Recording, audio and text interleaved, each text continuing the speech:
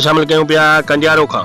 D international human rights से brand vision welfare trust के मरकजी नायब सदर शौकत अली मंगी, finance secretary Sanaullah उमरानी, general secretary मिसरी खान खोसो जो सिंध के मुख्तलिफ़ ज़िलनि जो तूफ़ानी दौरो।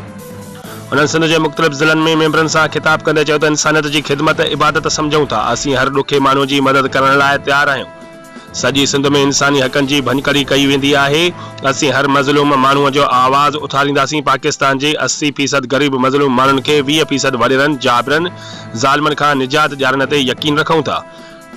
कारकुननि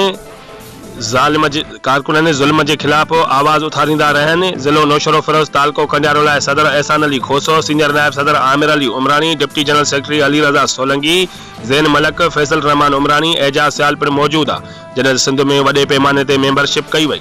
रिपोर्ट करे अब्दुल जब्बार सेठार, बे न्यूज़ कंडियार।